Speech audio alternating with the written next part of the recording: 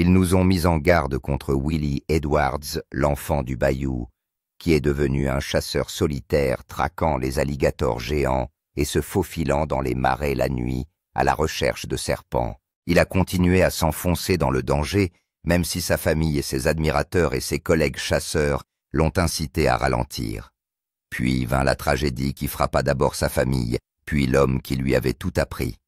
Soudain, ces vieux avertissements ont résonné plus fort que jamais. Mais avant de perdre une question demeure qui sont les Swamp People et qui est Willie Edwards. Willie Edwards de Swamp People. Swamp People est une série de télé-réalité diffusée pour la première fois sur History Channel le 22 août 2010 qui entraîne les téléspectateurs au cœur des zones humides de Louisiane où la survie n'est pas un choix mais un mode de vie.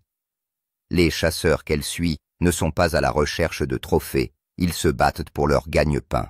L'âme de la série est ancrée dans le bassin de la rivière Atchafalaya, une vaste étendue de marécages où des familles vivent de la terre depuis des générations.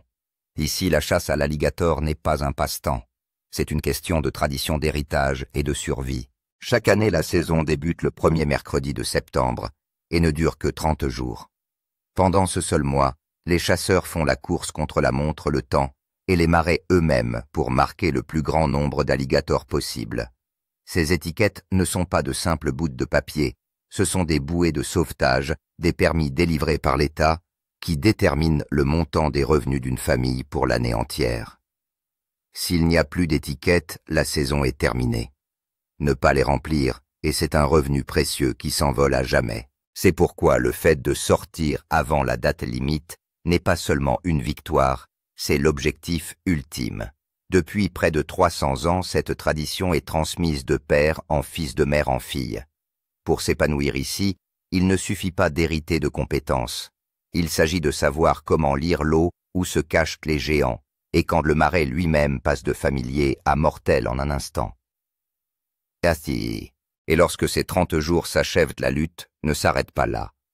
La plupart de ces chasseurs se tournent vers d'autres activités pour maintenir leur famille à flot, jusqu'à ce que le marais les rappelle à nouveau.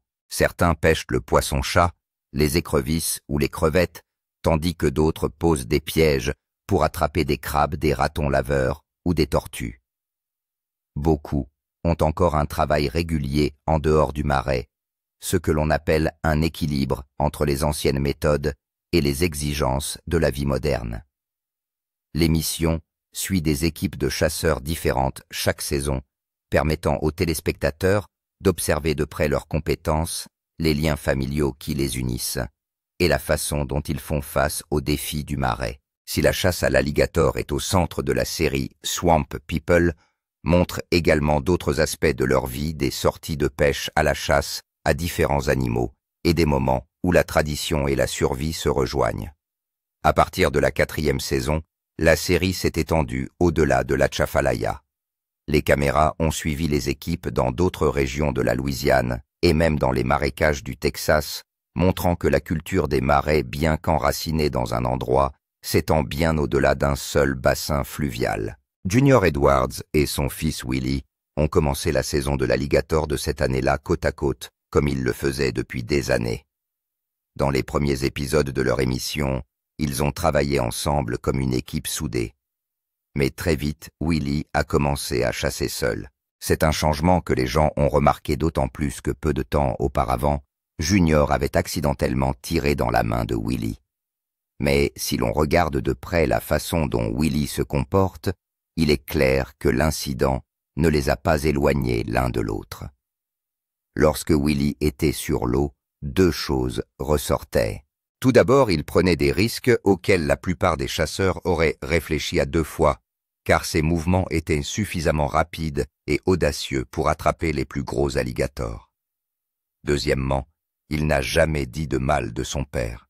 Pas une seule fois, ni quand on lui criait dessus, ni quand il était mordu, ni même quand on lui tirait dessus. Après l'accident, Willie a repris le travail avec Junior presque immédiatement.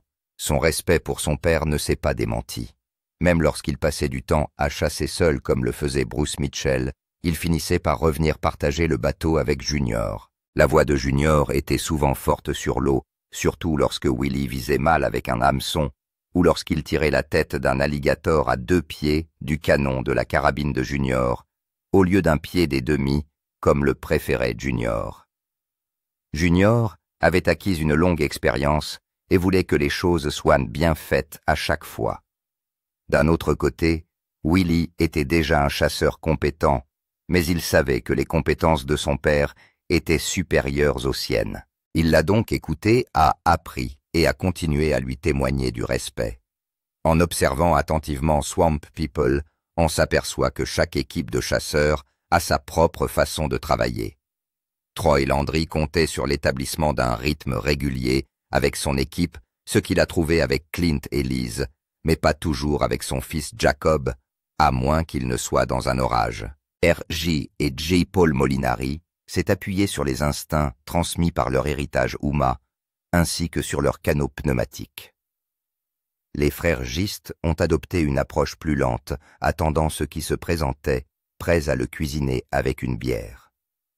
Junior et Willie suivaient les mêmes pratiques que les autres, appâtant leurs hameçons avec la viande la plus nauséabonde qu'ils pouvaient trouver, plaçant leur ligne à la hauteur parfaite et travaillant du lever du soleil jusqu'à bien après la tombée de la nuit. Mais ils avaient aussi une méthode que personne d'autre n'utilisait, l'hameçon triple tourné à la main. Dans la première saison, on les voit fondre du plomb et le verser dans un tuyau rempli d'hameçons pour fabriquer un lourd outil artisanal parfait pour attraper les alligators. Par la suite, Willie a utilisé ce style à chaque fois, et cela a fonctionné. Junior, son père, n'était pas comme beaucoup d'autres chasseurs d'alligators. Il ne passait pas à un autre travail à plein temps lorsque la saison des alligators prenait fin, car il était pêcheur toute l'année. Et dans le sud de la Louisiane, où les prix du poisson et du gibier peuvent changer du jour au lendemain, et où une mauvaise saison peut ruiner des mois de travail, ce n'était pas une mince affaire. Il chassait tout ce qui était de saison, du poisson-chat aux écrevisses, et même aux crabes, tout en se préparant à relever le prochain défi avant qu'il n'arrive. Mais à quoi ressemble la vie dans les marais pour un chasseur solitaire comme Willie? À quoi ressemble la vie dans les marais? Dans les marais, les gens ont un proverbe qui dit de ne jamais tourner le dos à un alligator mort, et Willie Edwards l'a appris à ses dépens. La matinée avait été chaude, l'air était chargé de l'odeur de l'herbe mouillée et de la boue. Junior et lui travaillaient sur les lignes lorsqu'ils sont tombés sur un gros alligator. Le tir de Junior devait être parfait, car le point d'impact n'était pas plus gros qu'une pièce de 25 cents, juste à l'arrière de la tête de l'alligator. La carabine a claqué sonnant fort dans l'eau calme, et Willie a attrapé leur lourd hameçon à 3 branches, fait maison, pour hisser la bête dans le bateau. Le seul problème est qu'il ne s'est pas rendu compte que l'alligator n'était pas mort. Au moment où l'alligator a touché le sol, il est revenu à la vie, sa queue s'est dressée et ses mâchoires ont claqué. Willie n'a pas eu le temps de réfléchir, et par instinct, il s'est jeté sur le dos de l'alligator, essayant de le maintenir au sol, tandis que Junior cherchait à tâtons un autre projectile. L'alligator se retourna si vite que Willie faillit perdre sa prise. Ses dents ont trouvé sa main et l'ont serré avec une force écrasante qui lui a donné l'impression que ses os allaient se transformer en poudre. Il a crié à l'aide, et Junior s'est précipité vers lui, mais il n'avait qu'un petit couteau de poche. Un alligator d'1,50 m peut mordre avec une pression d'environ 1000 livres, et celui-ci ne lâchait pas prise. Junior a coincé la lame entre les mâchoires, les forçant à s'ouvrir juste assez pour que Willie puisse dégager ses doigts. Junior n'a pas perdu une seconde, il a mis son fusil à niveau et a tiré à nouveau. Cette fois, l'alligator est devenu mou, mais le danger n'était pas écarté. La bouche d'un alligator contient plus de 38 types de bactéries, et chaque morsure risque de provoquer une grave infection. Les doigts de Willie palpitaient à l'endroit où les dents avaient rompu sa peau, et il savait que s'il ne les nettoyait pas, il risquait de rester allongé pendant des jours. Auparavant, les garçons emportaient de l'eau oxygénée pour cette raison. Là-bas, à moins que la situation ne soit suffisamment grave pour nécessiter un hôpital, vous vous rafistolez, vous nettoyez les trous et vous retournez au travail. Le marais ne se résume pas aux alligators. Les tempêtes qui arrivent du Golfe peuvent transformer les eaux calmes en un piège mortel en quelques minutes. Troy Landry le savait mieux que quiconque. Un de ses amis avait essayé de traverser le lac Verret par gros temps, et les vagues s'étaient abattues sur le bateau, qui avait coulé avant d'atteindre la rive. Si vous vous enfoncez dans l'eau sans gilet de sauvetage, n'oubliez pas que vous n'en sortirez pas à la nage.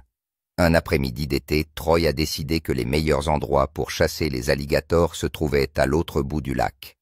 L'eau était déjà agitée lorsqu'ils se sont mis en route, et à mi-chemin, un clapot blanc a heurté la coque projetant des embruns dans l'air. Il a crié à son partenaire de s'accrocher et a mis le moteur en marche, utilisant la vitesse pour se frayer un chemin à travers les vagues. Heureusement, ils ont réussi à traverser. La même semaine, Joe Lafont et Tommy Chauvin ont affronté une tempête sur le lac Pontchartrain. Le vent a poussé les alligators à se cacher, mais Joe ne veut pas rentrer bredouille. Il a dit à Tommy qu'ils essaieraient encore un endroit même si cela signifiait traverser des eaux libres au milieu de la tempête. Tommy, quant à lui, ne voulait rien savoir. Les vagues frappaient durement le bateau, les trempant, et à ce moment-là, le pont semblait sur le point de s'effondrer. À mi-chemin, Tommy a fait valoir son point de vue, et ils ont immédiatement fait demi-tour, sachant que le lac ne valait pas la peine d'être traversé. À d'autres occasions, le danger ne venait pas de l'eau.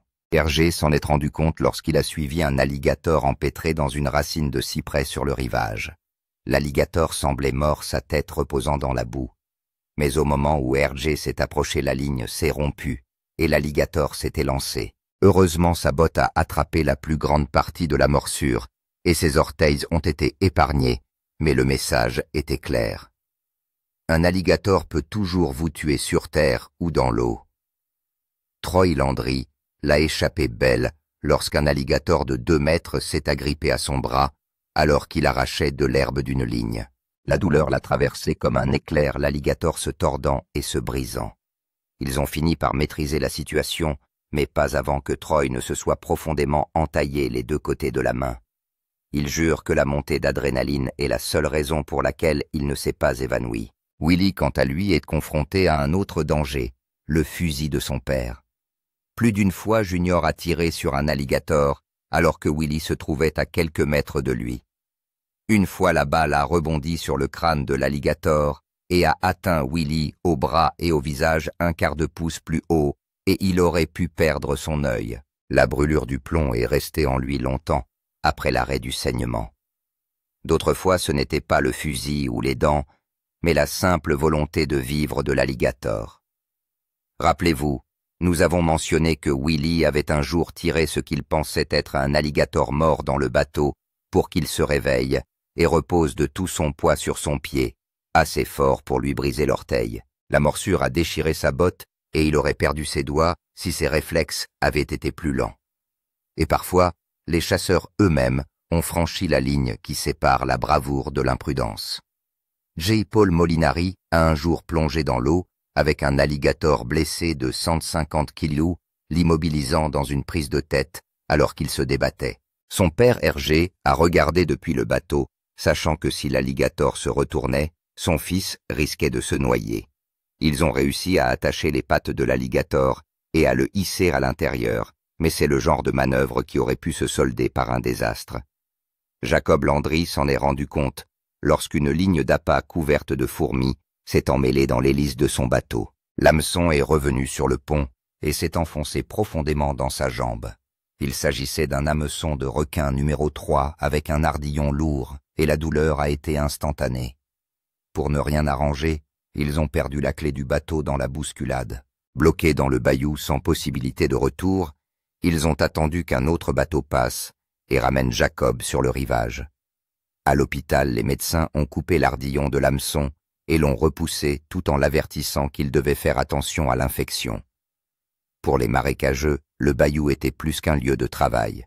C'était un champ de bataille, et là-bas les alligators observaient, attendaient toujours. Et il a suffi d'une erreur pour que le chasseur devienne le chasser la perte d'un patriarche. Willie Edwards a toujours été proche de sa famille, et dès le début de Swamp People, ses parents Junior et Teresa Edwards apparaissent aux côtés de leurs 2 fils. Ils ont été introduits dans la première saison et sont restés dans l'émission jusqu'à la fin de la 6e saison. Après cela, Junior et Teresa se sont éloignés de la télévision, mais Willie a continué. Il est le seul membre de la famille Edwards à avoir continué à apparaître dans la série, et jusqu'à présent, on peut dire qu'il s'est bien débrouillé. Pour Willie, l'émission ne se résume pas à des caméras et à des saisons.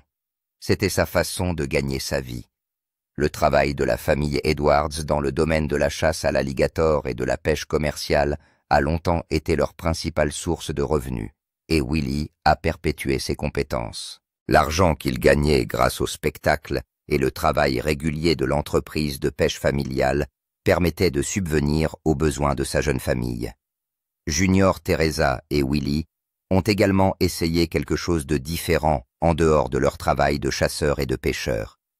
Pendant quelques années, ils se sont lancés dans le tourisme, proposant des visites guidées et des excursions de pêche le long du bassin de la rivière Atchafalaya. Ils ont permis aux visiteurs de voir les marais à travers les yeux des personnes qui y vivaient et y travaillaient depuis des générations. Parallèlement, ils ont lancé leur ligne de produits dérivés vendant des chemises, des chapeaux et d'autres articles dont beaucoup ont été achetés en gros par des magasins locaux. Pendant un certain temps, les projets de tourisme et de marchandises les ont occupés, mais en 2015, le site web de l'entreprise a disparu. Que ce soit parce que le travail ne rapportait pas assez, ou simplement parce qu'ils ont choisi de consacrer leur énergie à la chasse et à la pêche, le projet s'est estompé, laissant les marais et l'eau redevenir leur principal centre d'intérêt. Les gens des marais ont peut-être été filmés pour la télévision, mais les dangers auxquels étaient confrontés les hommes et les femmes dans les marais de Louisiane étaient aussi réels que la chaleur, la boue et les alligators sous l'eau. Pour certains, ce danger ne venait pas du marais lui-même, mais de la vie à l'extérieur, et cela leur a brisé le cœur. Le 15 septembre 2018, Randy Edwards a perdu la vie dans un accident de voiture en Louisiane. Il n'avait que 35 ans. Selon l'avocat, il était au volant lorsqu'il n'a pas réussi à prendre un virage à gauche. Le camion a quitté la route et a percuté un poteau électrique. Il ne portait pas de ceinture de sécurité et son décès a été constaté sur place. Les habitants du Marais ont partagé la nouvelle avec Ronnie Adams, membre de l'équipe, par l'intermédiaire de la page Facebook de Junior et Teresa Edwards. Dès que les fans et les chasseurs ont appris la nouvelle, ils ont été choqués et affligés. La notice nécrologique de Randy précise que sa femme et ses 3 enfants lui ont survécu, alors que son séjour dans l'émission s'est achevé bien trop tôt.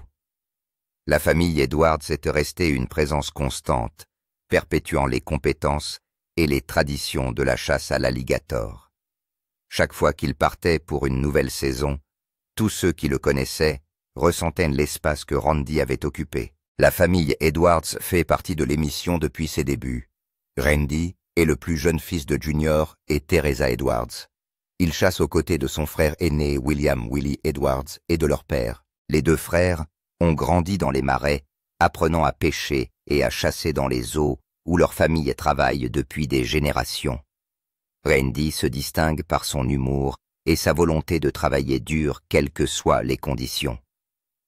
Des années plus tard, la famille a été frappée par une autre perte. Le samedi 26 juillet 2005, le petit Willie Edwards, fils de Willie Edwards, a annoncé sur Facebook le décès de son grand-père Junior Edwards. Il a posté une photo de Junior sur l'eau avec son père en écrivant « Repose-toi bien, Paw-Paw. Tu es probablement en train de courir tes filets ou de faire quelque chose de fou à l'intérieur des portes du paradis. Tu nous manqueras énormément, Paw-Paw. Nous t'aimons plus que tout, jusqu'à ce que nous nous rencontrions à nouveau. » Les messages des fans ont afflué. L'un d'eux a écrit que Junior avait été l'une de ses stars préférées dans la série. Un autre a simplement dit « Non, j'ai adoré regarder ton père et lui dans les marais. Reposez-vous bien. » Ronnie Adams a posté son hommage sur Instagram, à côté d'une photo de lui, avec Willie et ses 2 fils, en écrivant « Priez pour les Edwards en cette période de besoin. Repose en paix, Junior. » Ashley Deadeye Jones, une autre chasseuse du peuple des marais, a également partagé ses souvenirs. Elle a dit de Junior qu'il était l'un des plus grands chasseurs d'alligators qui soit et qu'il était un véritable amateur de plein air. Elle se souvient de l'avoir vu transporter d'énormes alligators dans la station-service de Fils à Pierre Part en Louisiane après une longue journée dans les marais. « Heureux que nous ayons pris une seconde pour une photo », a-t-elle écrit à côté du selfie des deux.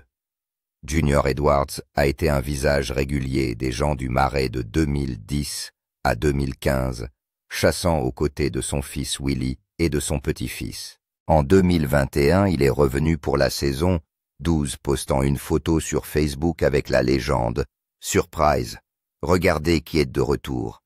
Pensez-vous que ces pertes ont quelque chose à voir avec les avertissements que nous avons reçus au sujet de Willie Edwards? Les avertissements. La chasse à l'alligator n'est pas une activité qui se prête à l'insouciance. Il s'agit d'un travail dangereux et quiconque se lance à la poursuite d'un alligator doit penser à rester en vie autant qu'à attraper l'animal. Lorsqu'un chasseur part en bateau, il doit respecter les règles de navigation de Floride. La nuit, les feux de navigation doivent être allumés et il doit y avoir un gilet de sauvetage pour chaque personne à bord. Cependant, il ne suffit pas de ranger le gilet quelque part. Vous devez porter le gilet dans l'obscurité avec des souches d'arbres, des débris cachés sous la surface et un alligator en colère sur la ligne. Car une fois l'alligator attaché, son comportement peut changer instantanément. Un coup de fouet brutal peut jeter un homme à l'eau avant qu'il n'ait le temps de s'agripper à quoi que ce soit. Si un alligator parvient à vous mordre même d'un coup sec, qui ne laisserait qu'une petite coupure, vous n'attendez pas de voir si elle guérira d'elle-même. L'eau dans laquelle il vivait était porteuse de toutes sortes de bactéries. Une simple égratignure pouvait rapidement se transformer en infection grave. La seule chose intelligente à faire était d'obtenir une aide médicale immédiatement. Certains chasseurs se munissent d'un bang stick pour tuer, mais c'est un outil dangereux s'il est mal utilisé. Il fonctionne comme une arme à feu, ce qui signifie qu'il doit toujours être pointé dans une direction sûre. Vous ne l'avez dirigé vers personne. Lorsque vous ne l'utilisiez pas, vous deviez le décharger dès que possible. Plus d'un homme a été blessé parce qu'il a traité le bang stick comme un bâton et non comme une arme à feu. Loin de la sécurité des villes et des routes, se trouve le bassin de l'Atchafalaya, le plus grand marécage fluvial des États-Unis. C'est un monde à part. Près d'un demi-million d'hectares de marécages de feuillus, de lacs ouverts et de bayous tortueux, et tous les animaux possibles et imaginables y vivent. À 30 miles de Bâton Rouge se trouve l'Atchafalaya National Wildlife Refuge, qui fait partie d'un terrain de chasse public appelé Sherburne Complex. Ces terres sont partagées entre le refuge, la Sherburne Wildlife Management Area et une propriété gérée par l'US Army Corps of Engineers. La Sherburne Wildlife Management Unit permet de chasser le cerf de Virginie l'écureuil, le lapin, le raton laveur, la bécasse, la dinde et un large éventail de gibier d'eau. En attendant, c'est la loi de Louisiane qui fixe les saisons et les licences, et personne ne peut y chasser sans un permis d'autodéfrichement. Vous pouvez en trouver un dans les kiosques situés sur les routes d'entrée ou le télécharger via l'application Check-in Check-out du Louisiana Department of Wildlife and Fisheries sur votre téléphone, qu'il s'agisse d'Apple ou de Google Play. Les chasses comprenaient des saisons ouvertes et des loteries. La chasse au cerf se fait au tir à l'arc, au fusil à chargement par la bouche et au fusil. La chasse à la dinde se pratiquait également en période d'ouverture et de loterie. Il est également possible de chasser le renard, l'écureuil gris, le lapin, le raton, l'aveur, le gibier d'eau, la bécassine, le râle, la galanule, la bécasse et la tourterelle des bois. Même les chasseurs en fauteuil roulant y avaient leur place grâce aux sentiers balisés pour VTT et aux affûts pour le chevreuil et le gibier d'eau qui ont été construits pour faciliter l'accès. Pour les jeunes chasseurs, les chasses au cerf étaient soumises à un système de loterie, ce qui leur donnait une chance d'apprendre le métier sur l'un des terrains de chasse les plus riches du pays. Le marais offrait autant de possibilités que de dangers. Un homme pouvait ramener la plus grosse prise de sa vie ou ne pas revenir du tout, et c'est ce que chaque chasseur devait garder à l'esprit. Willie Edwards a passé la majeure partie de sa vie à chasser les alligators, mais cette fois, c'est une affaire personnelle. L'année précédente, dans une étendue d'eau reculée connue sous le nom de Black Lagoon, un monstre avait brisé net un hameçon lourd de taille 14 et s'était éclipsé comme de la fumée. Il a gardé l'hameçon plié en souvenir. Et maintenant, une saison plus tard, il était de retour pour le même animal. Selon lui, un alligator mesure environ 3 mètres de long et pèse près de 500 livres. Ce matin-là, l'air était calme et épais. Avec le genre de chaleur qui retient l'odeur du marais comme un chiffon mouillé, Willie a fait entrer son bateau dans le lagon sans un bruit. Car lorsqu'on chasse un alligator, surtout s'il est de cette taille, le bruit est l'ennemi. Ils se nourrissent principalement la nuit, mais la loi interdit de chasser après la tombée de la nuit. Il faut donc se glisser discrètement dans l'eau et chercher les signes qu'ils laissent derrière eux. Parfois, ils laissent des coulées de boue le long de la berge, parfois des sentiers dans l'herbe, mais le meilleur signe ce sont les bulles, ces petites poches de méthane qui remontent du fond lorsqu'un alligator se déplace sous l'eau. Willie jurait qu'une bonne piste de bulles pouvait le mener à un gros poisson plus rapidement que n'importe quoi d'autre. Il s'assit sur la berge pendant un moment jumelle, à la main scrutant l'eau. Les alligators peuvent rester sous l'eau pendant plus d'une demi-heure, la patience est donc de mise. Tôt ou tard, ils doivent remonter à la surface, et lorsqu'ils le font, vous pouvez juger de leur taille et décider s'ils valent la peine d'être dérangés. Lorsque la traînée de bulles a finalement atteint la surface, Willie a su que c'était lui. Il a placé l'appât haut sur la ligne du poulet pourri, qui pourrait retourner un estomac tout comme les gros alligators l'aiment, et il a attendu. En le plaçant bas, vous n'attirerez que les plus petits. Comme nous l'avons dit plus haut, un alligator de cette taille se lèverait, prendrait l'appât d'un seul coup et avalerait l'hameçon profondément dans son ventre. Il ne restait plus qu'à trouver l'endroit où il s'était caché le lendemain matin. Mais cette fois, Willie n'a pas eu à attendre le matin. Le géant a roulé sous sa ligne et l'a prise, et lorsque Willie a mis l'hameçon en place, le combat a commencé. Tout de suite, il a su que l'hameçon était enfoui dans le ventre du poisson, ce qui signifiait que l'effet de levier était faible. L'eau s'agite comme une tempête, tandis que l'alligator tire et se tortille, mettant la ligne à l'épreuve. Willie s'arc-boute les bras bloqués, sentant le poids à l'autre bout.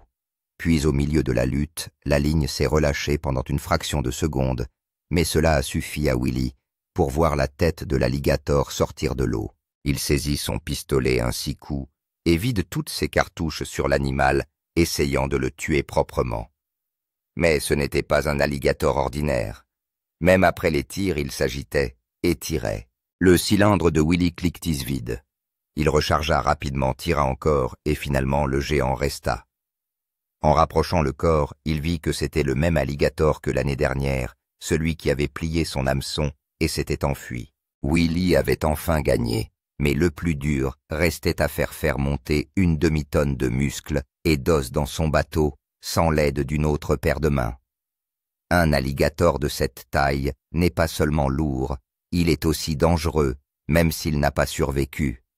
Leurs mâchoires peuvent se briser par 4, et Willie a vu des chasseurs se faire blesser uniquement par la queue, parce que leurs muscles bruts étaient assez forts pour briser un os. Il avait même vu des alligators morts glisser directement des remorques ou sauter de la plateforme d'un camion, alors que tout le monde pensait qu'ils étaient infinis.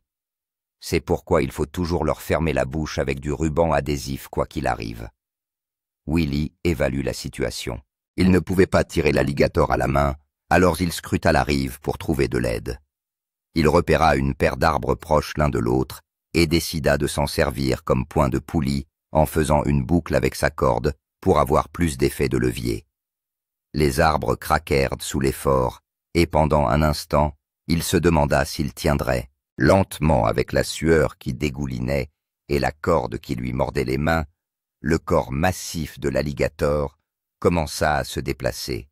Petit à petit, il la traînait sur le bord du bateau jusqu'à ce qu'il s'y laisse finalement tomber avec un lourd bruit sourd. Un reptile de 3 mètres de long gisait à ses pieds, celui-là même qu'il avait battu une fois auparavant.